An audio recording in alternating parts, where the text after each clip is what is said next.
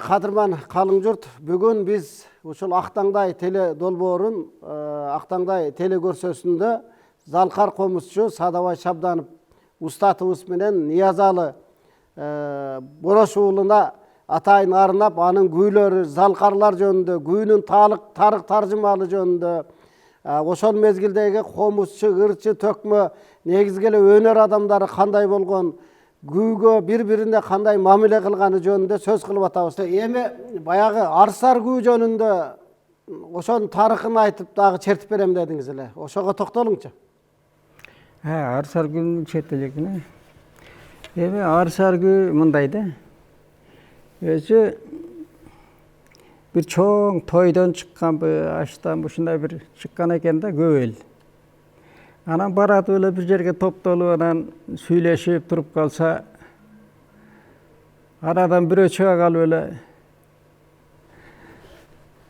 көрсө, Ниязалы же сөзгө да жыгылбайт экен, ырдаса ырдан да жеңилбейт экен, айтышта да кете берет экен, ал кишинин алдында эч киши калбайт экен, ушуну бир сындырып көрбөйлүбү дегенде, анан аба мен бир сөз айтам, угуп туруңуз. Мына биз байге жасайбыз, мына эл. Анда атайын жаш балдарды чабандес кылып алып келип, ар бир атка мингизебиз. Анан алар өнөрүн көрсөтөт. Эми берде бүт өнөрлүү адамдар турасыңар, улуу адамдар турасыңар. Мен ойлойм, ар бириңердин минген атыңар өзү тапталуу болсо керек. Өзүңөрдүн жүрүш-турушуңарга, тилиңерге жараша. Эми берден ушу аттарыңардын бир өзгөчөлүгүн көрөлү деп атабыз. Нияз эке макул десеңиз, ушу өз атыңарды минип туруп, мен байгенин башына маарага алып барам. Ушул жерден силер чабасыңар. Ким мурун чыгат экен көрөбүз. Дейт экен. Анан Ниязалы өзү мындай бала кыял кыйын киши экен да. Мейли балдарым, кандай айтсаңар мен макул. Менин атым өргө жакшы чуркайт. Түз жерде анча эмес. Мейли дейт экен. Ошенткенге чейин эле бирөөсү Ниязалынын аркаңкы бутуна арканы бир учун байлап, бир учун казга байлап коет экен да. Ниязалы байкабайт. Анан калык байкап калып, да балекет болуп кетпесин дегендей казыкты чечип коет экен. Чаап жөнөткөн, хопло дегенде кетет экен, кеткенде. Анан Ниязалы аркасын караса чаңып келет экен. Анан аты да кичинекей буту тартышкандай болуп кетип аткан. Карап туруп анан, кокуй. Булар менен тамашалашкан турбайбы, түшө калып, арканды чечип, канжыгага байлап, бүгүнкү биринчи байгенин башы меники болот. Анан чаап жөнөйт да. Көрсө ал киши ошол жерден жөнөгөндөн баштап аттын башына чейинки аттардын жүрүшүн, анан ошо үстүндөгү адамдар кандай акыбалда кетип аткандарын бүт ойлонуп, күүгө салып кетип атыптыр ал киши. Анан караңыз. Анан улам эле өргө тарт дей берди. Себеби бул кишинин аты өргө жакшы басат экен, басыгы күчтүү экен да үйдө. Анан бир маалда бакка жетип калышат экен жакындаш. Биринчи калык барат экен, экинчи Эшмамбет барат экен, анан үчүнчү Ниязалы барып аттан түшүп эле, койнан комузун алып, бул күүнүн аты Арсар күү. Себеби байгенин башын же да узартпай, же бияка койбой, Арсар коюп коюптур. Мына эң жакшы аттар артта калды. Эми чуркаганда бул байгенин башына жетип калды деп тамашалап, анан чыгарган күүсү экен Арсар күү деп.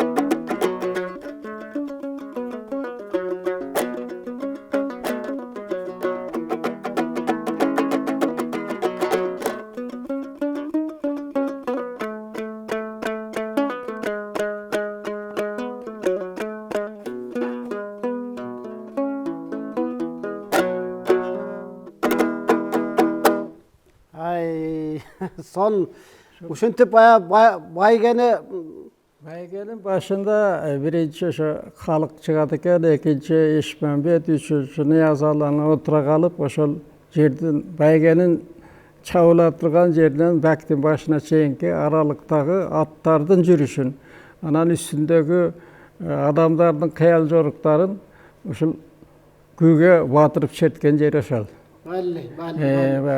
Эми Садабай аба, мына менин колумда жақында өзіңіз білесіз, біз Ақтаңдай теле долбоорунун алкагында Алтын комуз байгесин акындарға беріп келе атабыз да. Анан быйыл насип буйруп 2025-жылы ушул Алтын комузду 30 жылдан бери эмгек кылып келе атасың деп мага ошол меценат Ниязбек Айбашев бабам атайын даярдатып барган экен. Ушул комузду да бир кармап, бир залкар күбөлөрдөн бирди таштап бериңиз эми, эл менен чогуу көрөлү эми.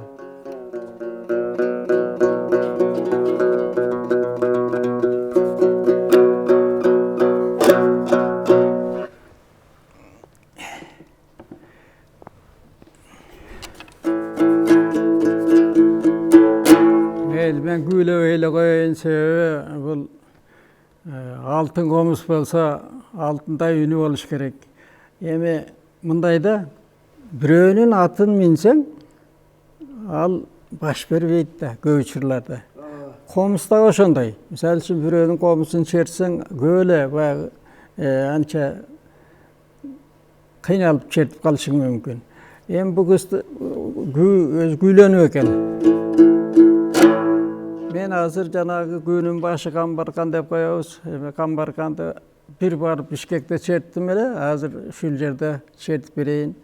Камбар деген хан болот экен да. Бул ханды кыргыздар шайлаганда төгөрөгү төп келген, аябагандай баатырлыгы да бар, сөзмөрлүгү да бар, эл менен ушундай тил таба билген, анан элди бага да биле турган акыбалы бар.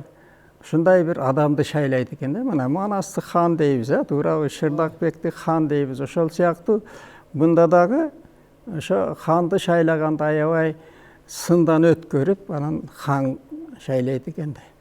Ошо Камбар деген жигитти ханчы кылып шайлаганына аз эле болот экен. Аз эле болот экен. Ошондо бул Камбар биринчи элге тапшырма берет экен. Сыноо катары. Көрсө сындан өтө турган, анан элге жакканындагы, элдин тунугудагы чындыкты айткандар мергенчилер болот да. Мен ушу биринчи мергенчилеримди сынап алайын деп, анан сыноо кылат экен. Сыноо кылганда 8 мергенчи келет экен. 7 мергенчилер экен, бирөө жаш экен. Келет экен, анан ошо 7-өсү эмеден өтүш керек экен. Анан хандын буйругу ушундай экен: эгер ошо тартылган кылды ким үзе атса, ошого кызымды берем деп койгон жери бар экен. Көрсө хан өзү дагы ошо өнөрү бар экен да, өзү атып көрүп тийгиз албай дагы бирөөлөр сынатып көрүп анан тарткан экен. Ал тартылган кылдын мындай жомоктуу жагы илгертен кыргыздар баягы мал киндиктүү калк келет да. Бардык малдын мындай терзин, башка бүт бардыгын ишке жараткан жагы бар экен да. Анан бир эчкинин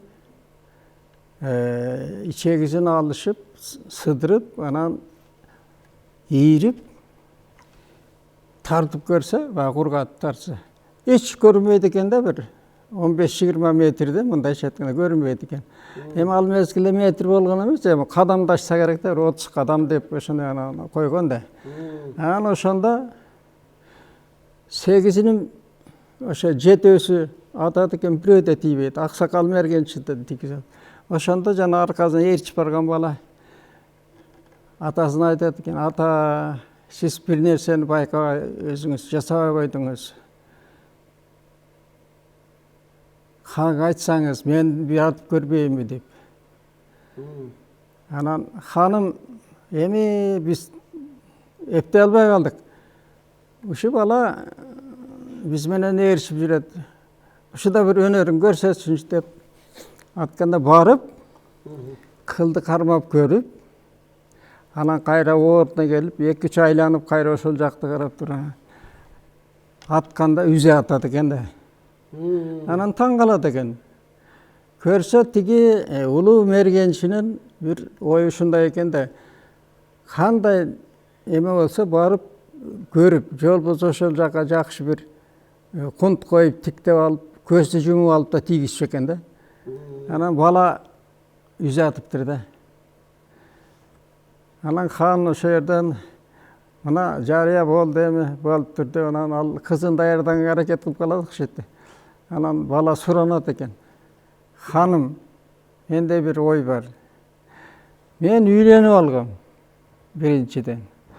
Анан эми уруксат берсеңиз, сиз бизге бере турган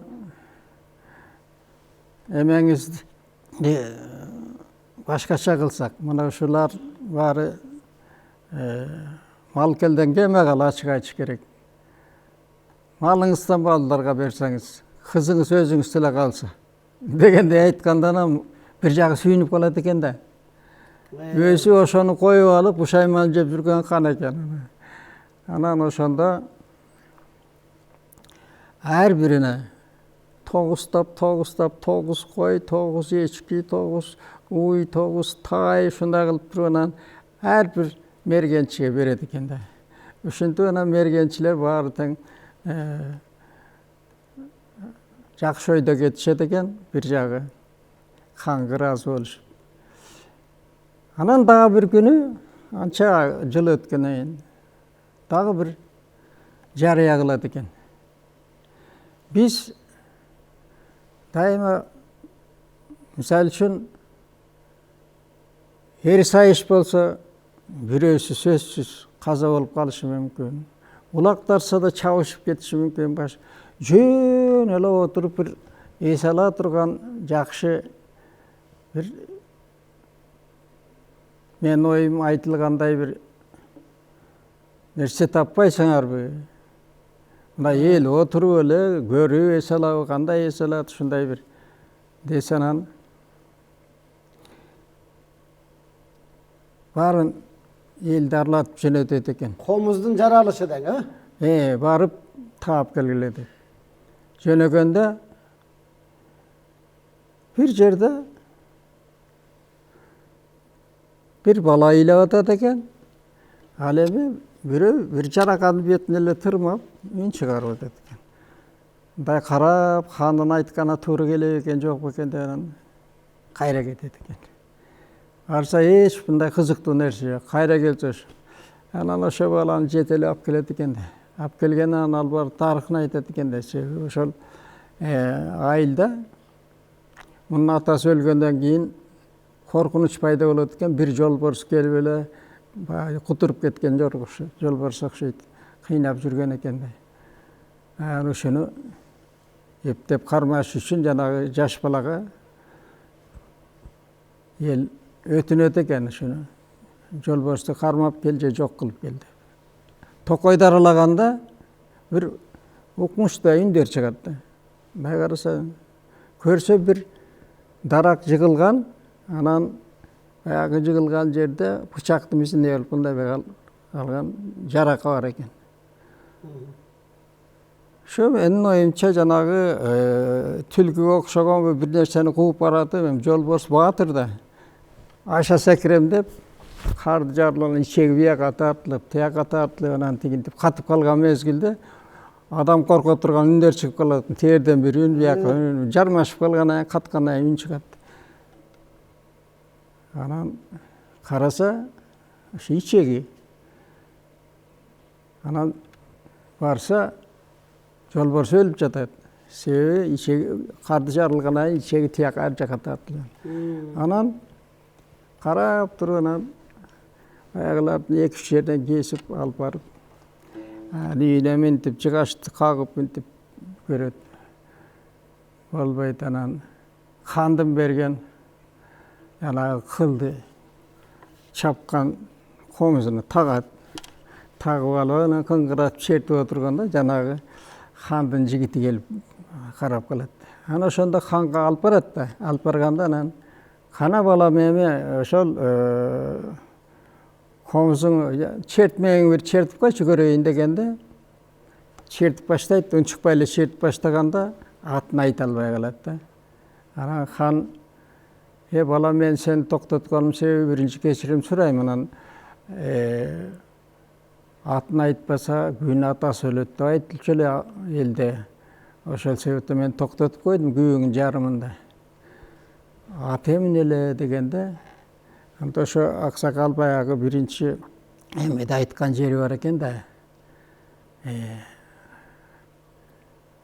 Анан эскертип айтат экен ал киши. Эми ханым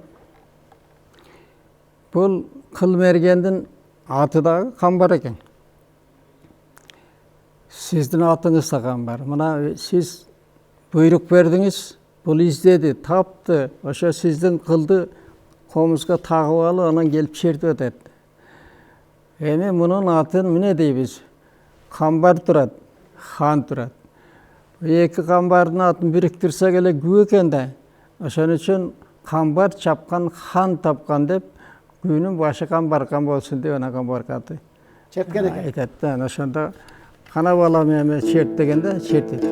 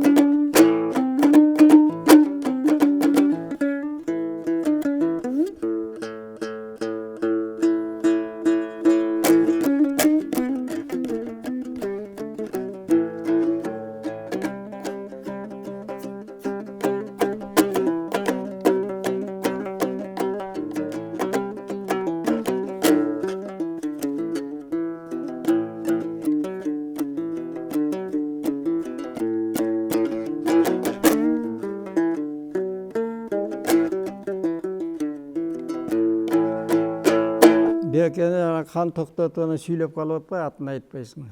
Анан ошондо күнүн аты айтылгандан кийин бул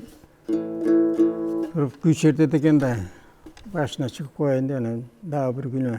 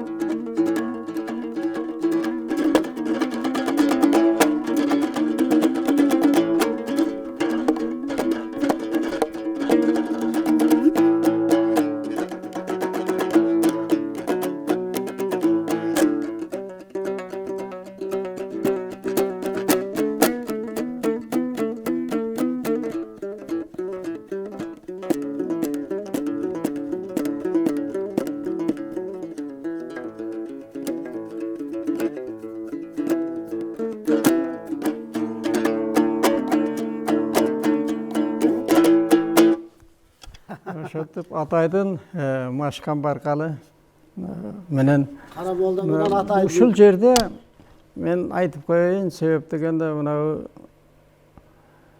Камбаркандын түрлөрүн Карамолда аксакал көп черткен. 4-5 Камбарканы бар да, биз чертет. Атай мына Машкан Баркан деген күн черткен. Ал эми Ниязалы да черткен. Ниязалы комузду колго алганда эле айтчу экен.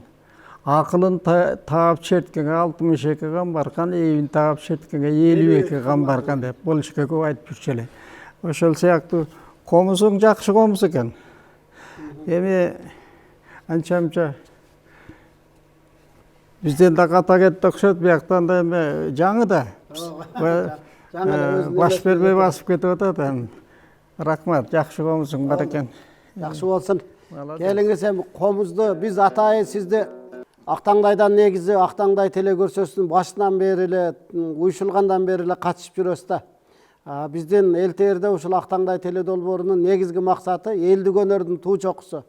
Манас айтуу, төкмөлүк, дастанчылык, ырчылык, комузчулук өнөрдү баарын биз ушул элге жайылтып келе атпайбызбы? Негизги быйыл биз ушул Актаңдай теле долбоорунда дастандарга обондорду жараткан инсандарды дагы көбүрөөк чакыралы деп ошолорду да максат кылып койгонбуз. Эми сиз менен ушул күүлөрдүн жалаң залкар күүлөрдүн баяндарын угуп, кара сөзү менен жөн эле күү чертилбестен кара сөзү менен угуп атпайлыкпы? Ошонун баары эл журтубузга бир кулагына күмүш сырга болуп, жаштарыбызга үлгү болуп калсын. Кийинки күүгө токтолуң, кем бир-эки күү чертирип алалы эми. Бу жерде мына сынган бүгүнү эң улуу жакшы күү Карамолдонун күүсү да.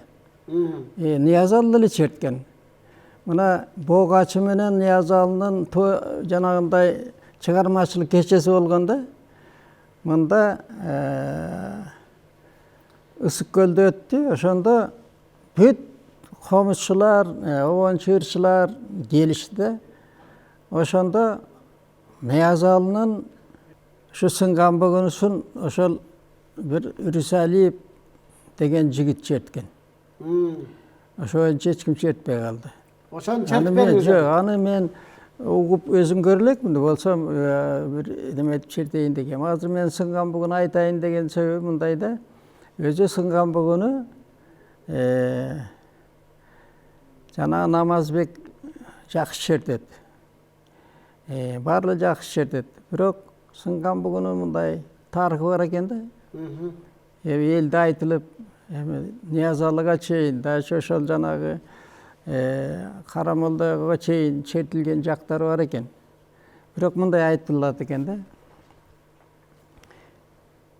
Бир айылда чоң тополоң болуп калат экен. 7-8 каракчы келип, элди тоноп, антип аткан мезгилде бир жактан бир жигит келип эле кайрылып ачуу үн менен башчыңар ким болот?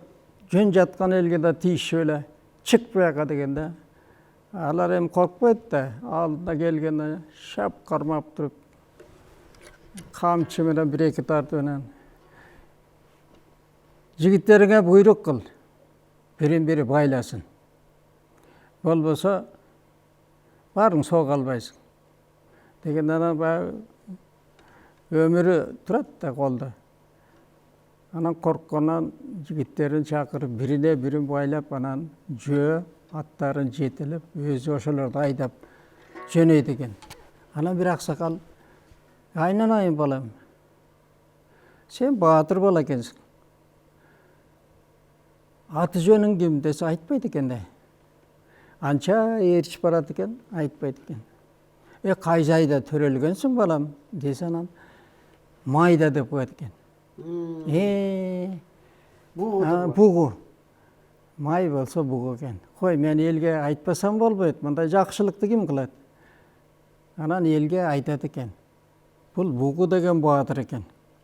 Аты бугу экен. Анан аркасынан мергенчилерин топтоп алып айтат экен. Ушунун кай жакка барат экен, ушу баланын дайынын билип келгиле деп. Oşondan bir toğu aratıp uğup kalat eкен da. Bir toğuda la komuzdun ünü çıkıp atat eкен. Anan bular barıp janına barganga çeyin dele tügenbeydi eкен da. Ulan muңdu, bargan sayın muңdu olup kete beredi eкен da. Anan janına alıp oturup kalışat eкен. Bergençiler. Andele bayak bayat güğümünen alik. Bir malda mintip koya koyganda anan mergençinin biri kolundan komust alıp kaysı gül çertip atasın degen çolbala kayra kolundan surup alıp komust alıp anan. Kayra andan beter muңdu kılıp çertip kalat eкен da.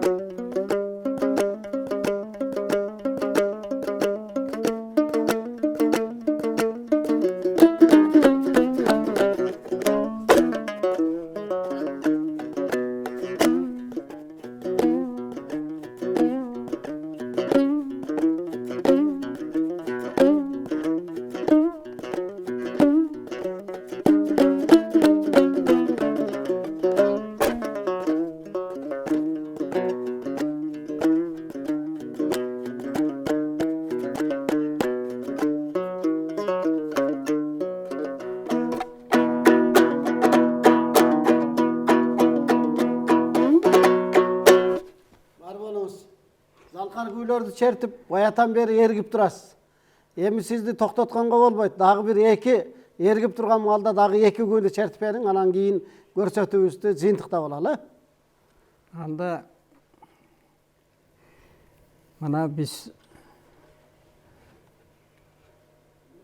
Шырдакбектин Боз Чорго деген күү бар. Бул өзү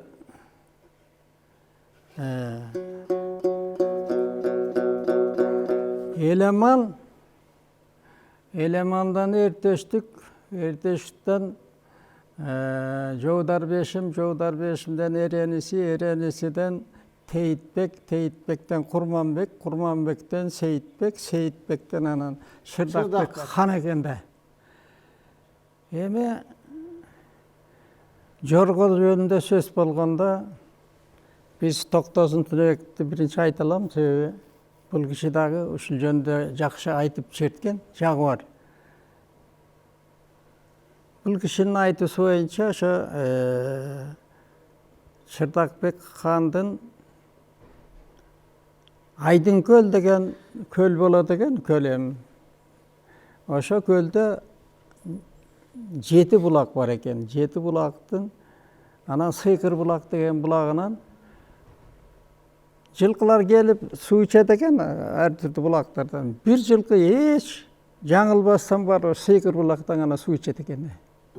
Муну байкап калган чал Шырдакбек айтат экен. Балам, сен мына минген атың жарабайт. Мен bir кызыкты көрдүм. Bir beye келет, ошол жерден суу ичет кетет. Азыр кулум бере турган убагы. Ушуну кармаш керек дегенден аксакал баралы дегенби, анан өзү эле барганбы. Барса суу ичпестен кетип калыптыр. Себеби адам жыттан билет экен да. Кайрадан аксакалга келиптир. Ушундай болду десе, кокуй балам, экөөбүз баралы. Деп анан чөптөн жапкак кылып, илгери билесиңиз, жанагы мергендер жапкак кылып алып, анан кар оор түшкөндө ошого чөгүп кетпеш үчүн анан атайын жапкак кылышып ошону менен минтип басышып ууга чыгышканда анан чөптөн жапкак кылып анан экөө ошо мезгилде барат экен да. Барып анан ошол жерде ошондо баягы бие эми туй турган ас калган экен да. Аябай кана суу ичет экен булар. Жанына барса жыт барбайт да. Орда суу ичпей калган. Анан ошо экөө барып жанына барганда качат экен да. Качканда баягы бие оор да. Анан жыгылып түшүп кулун туйт экен. Ошондо бие өлө электе эмгисип калалы да, анан эмгисип ошондон көтөрүп жетелеп алып келип анан Шырдакбек ошону ат кылып минет экен да. Эми бул аттын өнөрү ушундай экен. Улакка чапса дагы үстүндөгү кишиге ушунчалык жакшылык жасайт экен. Ал эми байгеге чапканда бербейт экен биринчиликти. Эңишке түшкөндө дагы ошо үстүндөгү кишиге ушундай жардам кылган ат ушунчалык ийкемдүү анан адамга анан канчалык жоо менен беттешкенде дагы ар кандай эмеде чыгып кетет экен да, каягынан болсо да ушундай кыйын болот экен. Ошон үчүн Шырдакбектин Боз Чорго деп аталып калат экен. Бирок мындай экен, жанагы бир китеп бар. Ыйман сабагы деген. Ошондо бирөөсү жазыптыр да. Эркайым жөнүндө. Эркайымдын кичине эси жоктугу ушундай. Шырдакбектин атын минип алып, молдону ээрчитип алып, анан Калмактын ханына барган да. Барганда аны Калмактын ханы элге салса, эл жок, баатырдын эмесин андай болбойт. Сен Шырдакбекке жакшы көрүнүш үчүн экөөнү тең жок кылышың керек, анан атты алып калышың керек. Ал тирүү ооруп жатат болгон деп койгон жери бар. Анан ушул жерде мен бир мындай кошумчам бар да. Атты 4 бутун мыктап какып, караңгы тамганы байлап кетти. Байлаганда аттын ою мындай болот. Мен шырдактым бозчорго, шылдың болдум досторго, эркайымга ишенип илябирин төктүмбү, жоргатымды унутуп мен жоолор жакка өттүмбү, канымдын тилеп аманын, ханымдын өчүн аламын, байлоодон бошоп мен өзүм баарына кабар саламын. 4 бутун мыктап кагылган, кошумча нокто салынган, бирөөсүн эле бошот деп мен Кудайга жалынам. Уят болбой калмакка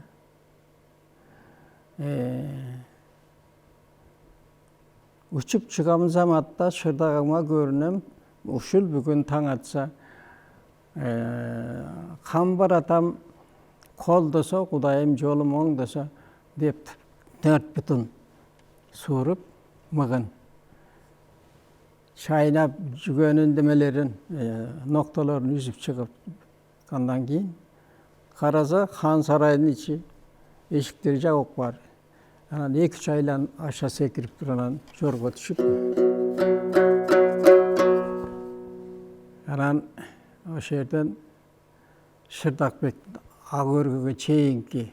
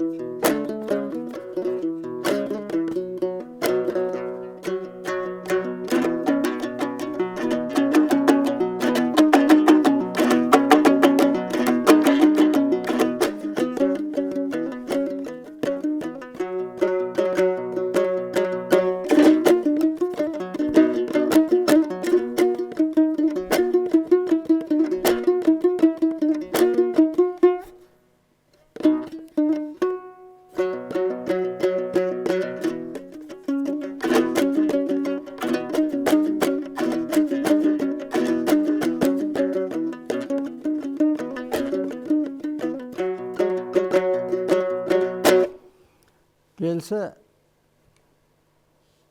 аяғы 4-5 ашуынан қараса Шырдакбектің ак өргөсү көрініп қалады да. Ошондо мында қарап кишинейт. Кишинегенде ооруп жаткан Шырдакбек эшикке кандай чыкканын өзү да билбей калат. Анан бу да үйгө катат. Менин жан досум сен барсыңбы деп анан эметкенде ат келет да чөгөлөп мойнунан сылап, көкүлүнөн сылап, анан мындай караса бутунун бир мык бутунан суурулбай калган жери бар экен. Ошону тиши менен сууруп анан жүгөнүн бошотуп атка ошондой эркиндик берет да. Эми эл сага тийбейт, сен эркиндиктесиң. Элдин намысын да коргоп калдың, менин намысымды да коргоп калдың. Мына ат адамдын канаты деп ошону айтат деп анан ошол жерден ошондо үйдү 3 айлана эметип, жакшы бир кичине алып анан баягы жапайы үйүрүнө карата басып кеткен жери бар экен. Ошону Шырдакбектин бозчоргосу аттын адамга кылган жардамы деп ушул жерин кошуп койдум эле. Эң сонун бар болуңуз. Баятан бери бизге аябай бир чоң казына байытып бердиңиз. Элтерде казынабызды, Актаңдайдын казынасын, Залкар күйлөрдүн баянын айтып бердиңиз, чертип бердиңиз.